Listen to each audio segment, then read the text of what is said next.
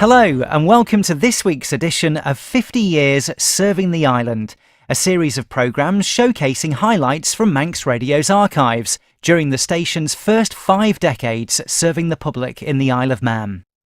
In 1968, Manx Radio was transferred into public ownership and became the island's public service broadcaster. Today we revisit a classic edition of the Geraldine Jameson Interview. In the next fortnight, the BBC will celebrate 64 years since it began its daily television news service, and the presenter of that first edition on the 5th of July 1954 was Richard Baker. Richard worked for the BBC for over 3 decades and has visited the Isle of Man on a number of occasions, and just last week he celebrated his 93rd birthday. On one of his visits here, he joined Geraldine on her interview programme. This edition was first broadcast in the year 2000. For 32 years he was the voice of The Last Night of the Proms. For 17 years he chaired Radio 4's Start the Week, and for nearly 3 decades he presented television news. He relayed some of the world's most pivotal events: the death of Churchill, the shooting of President Kennedy, and the coal mining disaster at Aberfan. Other regular commitments have included the New Year concert from Vienna, the Festival of Remembrance from the Royal Albert Hall, BBC Two's Radio 2 Friday Night is Music Night, and currently, of course, their Melodies for You, and he is Richard Baker, OBE. Well, a very warm welcome indeed to our humble radio station here on the Isle of Man. Well, have you been enjoying yourself? Oh, very much, I must say. It's absolutely delightful. I've never been to Port Erin before. Mm-hmm. I've been to Douglas when I did a couple of shows in the Gaiety some years ago about operetta with a group of 5 singers and a pianist, and we had a great time there, I must say. But we didn't see a great deal of the rest of the island, and I think Port Erin is absolutely delightful, I must say. Except that today there's blue sky everywhere, except exactly where I am. A sort of black clouds followed me around on my walks. Nonetheless, it's very beautiful and gorgeous. Well, I understand, Richard, it seems incredible to me, I must say, because I do sometimes wish that my listeners, had the power or vision to actually see the two of us talking together, because you look exactly as everyone will remember you, and you sound. What, in my open neck shirt and my old sweater and various things. But you're so instantly recognisable. For the country. Mm. What I was really trying to say was that it seems extraordinary that you've been celebrating the 50th anniversary in the business. Now, when you started, all presenters delivered the news, didn't they, in faultless BBC tones, devoid of accent or opinion through expression, what was sort of known as perceived pronunciation. But I gather that there was this formidable BBC voice trainer called Fanny MacLeod. Oh, yes, oh goodness, I'd forgotten. She considered her. Your Cockney A's not pucker, and they had to be worked on. I'm afraid you have Cockney A's. I was born in the North London suburb, after all, so I suppose that's how I acquired them. I was never particularly aware of it, but I sort of A's come out a little bit when I've had a drink or two, maybe. But in those days, of course, it was thought quite a good thing to sort of train your voice and to, if you had a sort of trace of a Cockney accent or a provincial accent or anything of that sort, that you and you wanted to be an actor and a performer, you rather sort of learned how to overcome it, as it were. Nowadays, quite the contrary is true. If you've got a strong accent from Liverpool, from Manchester, from Birmingham, wherever it happens to be, you accentuate it. You don't in any way try to hide it. And I must say, I think it's rather better. I think the other way is a little bit sort of hypocritical and all the rest of it. Well, it certainly presented a sameness. Well, it was a sort of sameness, but of course also the other thing you can say about it is that it's a kind of universally understood accent. And of course the years ago, during the Second World War, when the BBC had this extraordinary reputation for the impartiality and the tremendous authority of its newsreaders, some people said in those days, why don't you have a provincial accent, for goodness sake, among all those John Snaggs and Alvar Liddells and Frank Phillipses and all the rest of them. and they brought in Wilfred Pickles. Oh, you know, he did talk like that. Give him the money, baby. That's right, give him the money, baby, and that sort of thing. And then immediately there were protests. How dare you put this common chap on the news? I don't know. But you also couldn't express an opinion at all. No, certainly not. It wasn't no. that lovely It or was something like that. It wasn't that lovely, yes. Well, that was more applied to music than to the news. I mean, with the news, of course, certainly you were meant to be absolutely straight and absolutely impartial. You're not meant to have any particular opinions of your own. But actually that still applies. I mean, with news presenting, straightforward news presenting, you've got to be not to show any political prejudice, for example. I mean, it would be ridiculous if you didn't show some sympathy if you were dealing with one of the great tragedies that afflicts the world far too often. I mean, that would be merely heartless, and I don't think we really ever did that. But politically, you had to be very careful. But with the business about "Isn't it lovely?"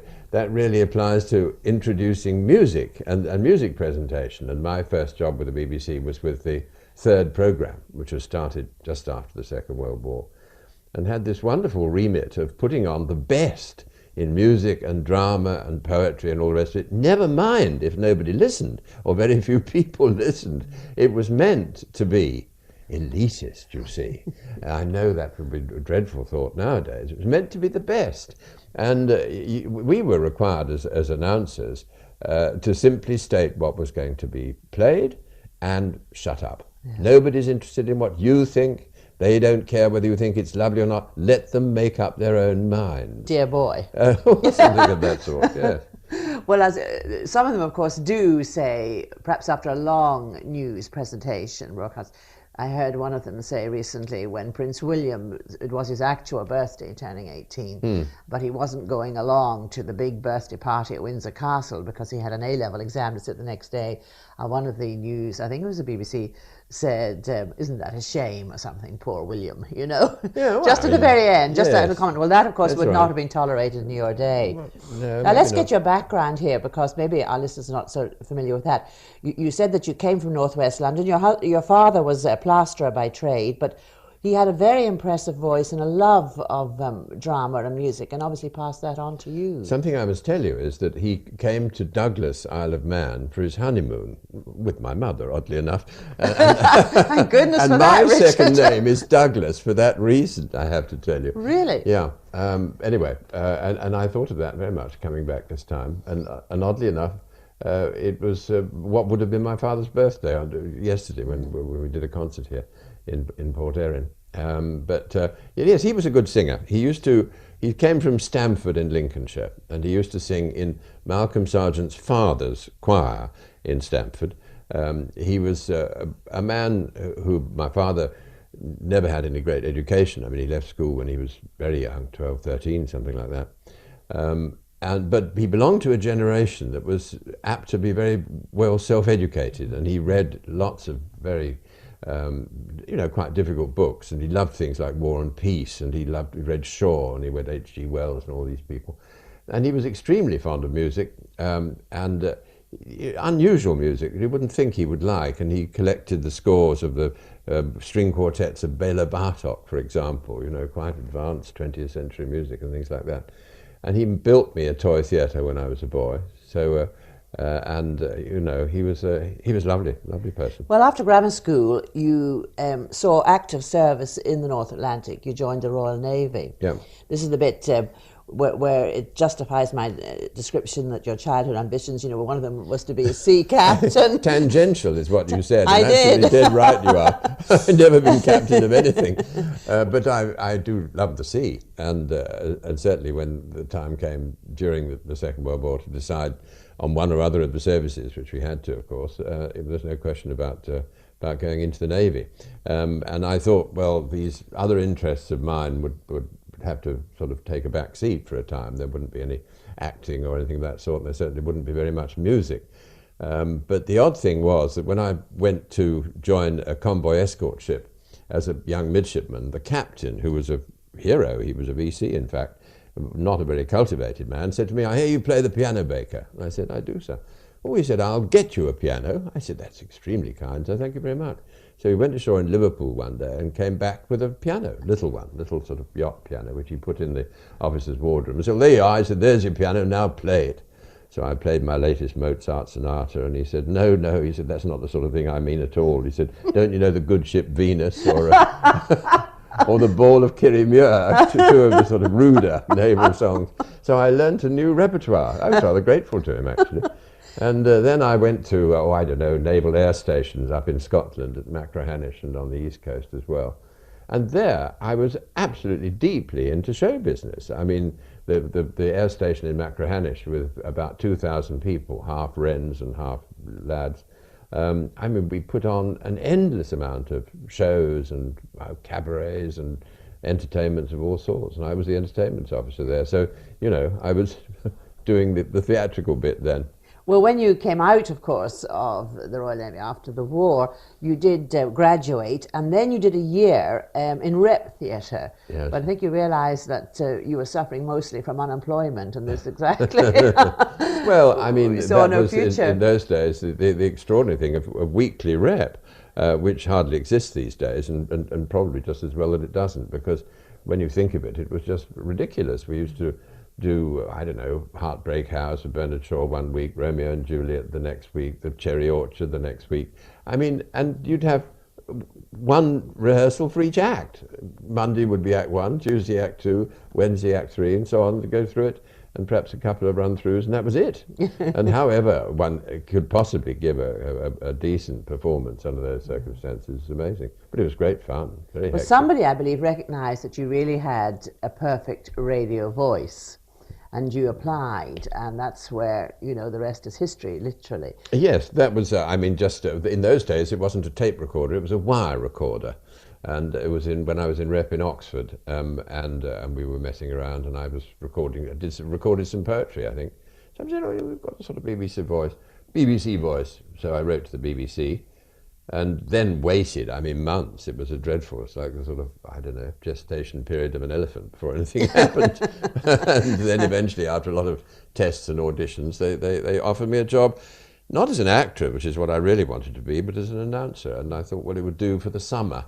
Was it 50 years ago or something? Yes, so it's a indeed. good steady job. My father would have been pleased. Well, then you just got in, I believe, at the appropriate time, fortuitous time, when they were starting to look, you know, for television presenters. Well, yes, it was, I suppose, just about that sort of time. I went into the Beeb in 1950 and did 3 years on the third programme.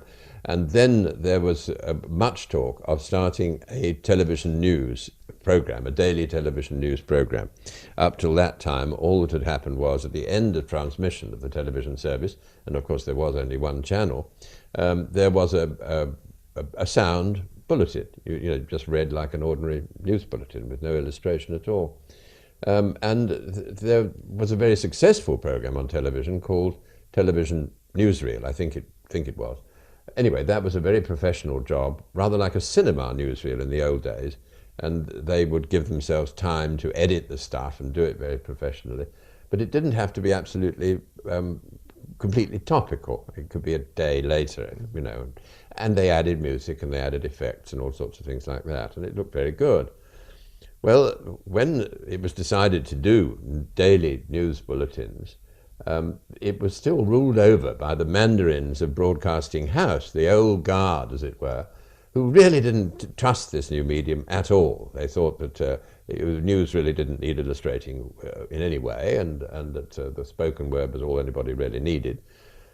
And they decided that anything in the nature of music or sound effects was completely phony. So then it all seemed completely silent. I mean, it was little bits of film that we had were without any sound effects and without any sort of, and it all sounded really disembodied.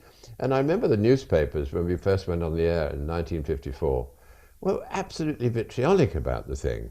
Television has gone back to the days of the magic lantern, they said, and it was really very, very primitive. And they kept us off the screen completely. I mean, no kind of idea. The newscasters of today were great personalities. I mean, we were kept off the screen. We weren't allowed to be seen. They would put any kind of illustration, of maps or diagrams or anything else on the screen rather than show the face. It's a terrible because insult. they feared that if, well, not, I don't think it was meant like that, but it was in case, you see, you showed any kind of prejudice or opinion, or there was a flicker of amusement when there shouldn't have been, you know, all that sort What of was thing. the state of the auto cue? I mean, Oh, that was pretty very old-fashioned. primitive. Oh, absolutely. There was a homemade thing. We started this business at Alexandra Palace, which is where the television service began in 1936. And I think we were still using the same cameras. I mean, it was really very, very primitive. And the stuff was sent to the Science Museum as soon as we finished with it. But somebody in the workshop there made an autocue device, which was a metal box on a music stand, and the metal box was illuminated inside with a little glass panel in the front of it, and the script was typed out, about 3 words to a line, on a sheet of paper, you know, rather like a loo roll, not quite so big, and that was slotted into this thing. So you looked through the glass and you could see it.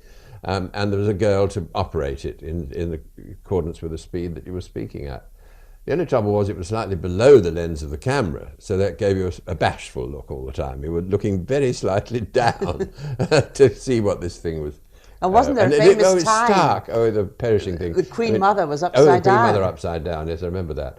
That was, it was somebody trying to be rather formal, one of my colleagues, Wallace Greenslade, and we had a sort of water wheel on which you stuck still pictures of things, and there was a sort of studio attendant to move this water wheel round to the next picture, and it sort of juddered and shook, and it was all very primitive. And then poor Queen Mum, you know, got reversed.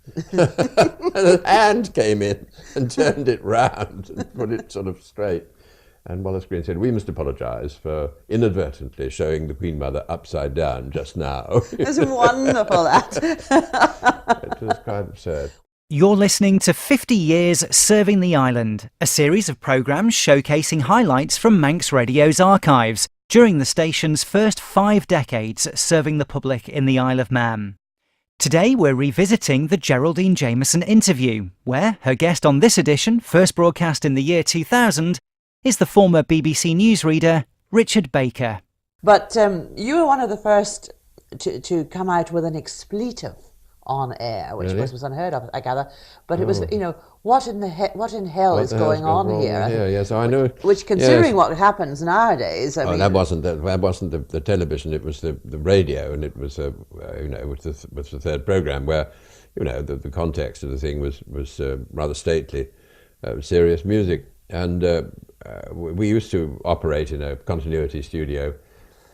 I mean, these are very old days, with 2 gramophone turntables, one on each side of you, with 78 records is what we used to fill up the programs. And very often in those days, there were long gaps. I mean, you know, it didn't matter. If the thing underran by 12 minutes, you'd find something to stick on and fill the gap with. And I put on and there were 3 knobs set into the desk in front of you, the 2 outer ones to control the gramophone turntables and the middle one to control the microphone. So I put the first movement of a Mozart sonata on the left-hand turntable and turned up the knob, and it went out and I could hear it, and that was fine. Second movement on the other turntable, turned up the knob without looking, and nothing happened. Couldn't hear a thing. So in desperation, I put down the talkback key to the engineer next door and said, "I don't know what the hell's gone wrong here." But I turned up the microphone by mistake. So I had to leave the third program. you were lucky that you survived at all. Yeah. Now, start the week. I'm sure you had some irascible guests on that, did you, Richard? Well, it went. It was an interesting program to do. I mean, early morning, so people were sometimes late. So you often had to devise ways of filling in time till they arrived, and the traffic had sort of held them up and that kind of thing. And there were sometimes quite violent quarrels. Kenneth Robinson was a regular columnist on the program and used to do a sort of amusing piece each week, and he was very good. Pamela Stevenson was somebody who used to come on quite often. They absolutely loathed each other, and they ended up sort of flinging jugs of water at each other in one of these programs. It was fearful. And sometimes you had rather unexpected situations. I remember when we were discussing the film Amadeus when it first came out, and we had Peter Schaffer on the programme, who wrote the original play and the screenplay, and we discussed the character of Mozart and so on as it was portrayed in the film. And it was really quite interesting. Another guest on the programme was the pop star Boy George, and he was invited on not to discuss Mozart primarily, but obviously, you know, what he was up to. And he arrived looking very charming, very early in the morning, beautifully made up, and sat there listening to this discussion about Mozart, and suddenly piped up and said, "Oh," he said, "I know Mozart died at the age of 35, a pauper," he said, "but then he didn't have my personality, did he?" I thought it was a rather good answer, really. I like that very much. TV commentaries on state occasions. Now, I mean, the pressure there must be horrendous. Yes, it was. After Richard Dimbleby died, a number of people were tried out in that role, and I was one of them. And I did do quite a number of these sorts of things. One of them was on the QE2 when it was launched. I found that totally fascinating with my mania for ships. I was actually on the QE2 when it went down the slipway into the water at John Brown's Yard up in Scotland. I found that very exciting and stimulating. Yeah, brilliant. I mean, it's a fascinating occupation. There was one instance where I got into nearly a spot of trouble with the investiture of the Prince of Wales at Carnarvon, where I did the commentary in 1969. And of course, you know, I didn't know very much about the household cavalry and all that, being brought up in the Navy. I'd the wrong service.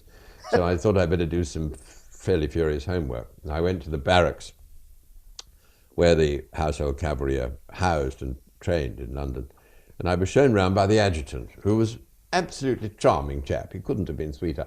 And lunchtime came and he said, "Would you care for a drink?" And I said yes, and we went to the officers' mess, and the conversation rather died. And just for the sake of something to say, I said to the barman, "That's a nice tie you're wearing. What is it?" He said, "Do you mean to say, sir, you don't know a guard's tie when you see one?" And my friend turned to him and said, "Oh, don't bother about him, Mervyn. He was with the fisher folk at one time," which was rather diminishing. And I mean, there was a massive, great operation, this thing, with, I mean, I don't know, 40 or 50 cameras. It was a lot in those days. And huge preparations went into it and all the rest of it. And at the end of the day, with this nice adjutant, who'd been very helpful, I must say, I said to him, I thank you very much. You have been most helpful, and I do hope that it's a fine day for the great occasion. And he said, "Oh yes," he said, "if it rains," he said, "it's frightfully bad for our uniforms, and could, of course, simply ruin your snaps." Snaps was a wonderful description for this massive, great outside broadcast. Sounded a right pain in the neck. Well, that was 1969. 1963. November, everybody remembers who was alive then, where they were on that certain terrible day, of course, of the assassination of President Kennedy in Dallas, Texas. And you brought that, you relayed that very world pivotal event to the nation. No, I didn't, as a matter of fact. I'm sorry. But it's, we all, there was an enormous dinner that night, one of these awards dinners at Grosvenor House. And I read the 6 o'clock news and then, went off to this dinner. And so did all the team of regular newscasters. And there was a standby newscaster who was on for the evening called John Roberts from New Zealand, and he got the whole lot. It was, for him, an unbelievable night. He was at the news desk, I think, from about 6:45 in the evening till about 1 o'clock in the morning. Why didn't they rush any of you back? Why indeed. We all wondered that. But they nonetheless didn't. That's the truth of that matter. Well, does it affect you? I mean, I presume that the rest of the homework is correct here, Richard. The shooting of President Kennedy, we've touched on that, which you didn't do, but the death of Churchill and the coal mining disaster at Aberfan. Yes, Aberfan.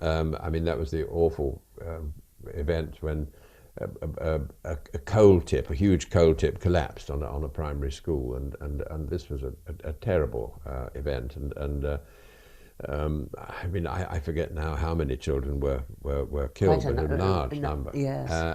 This was something that actually happened in the course of or it had just happened, during a lunchtime news bulletin, and that was the sort of occasion when everything that you've prepared is just sort of flung out of the window, and the thing was developing by degrees and getting more horrific as it went on. It was horrible.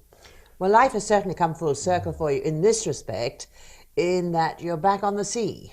On the briny. Yes, I Since spent the a lot of time mid-80s, you've been with doing P&O. classical That's cruises for P&O. I think you've done 30, actually. Oh, at least that, I think. I've lost count now, but they just wrote to me and said, did I think there was any future for classical music on cruises?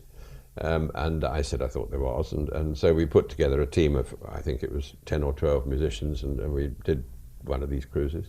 To me, it's a fascinating combination, because there are, as you say, one's at sea, and I enjoy these great big ships.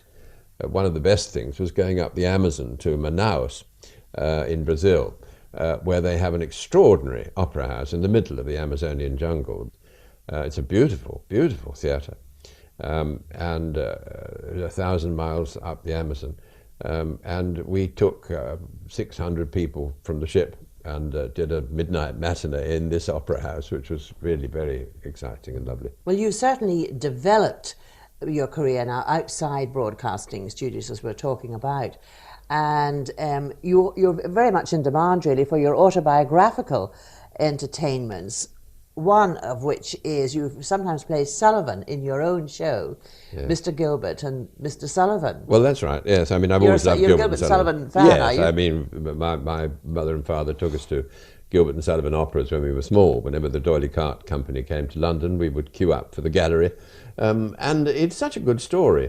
I mean, that recent film, Topsy Turvy, which I think is so brilliant, it relates this amazing relationship between these two chaps and how they got on. They used to quarrel so appallingly, and yet managed to find a way of collaborating with enormous success.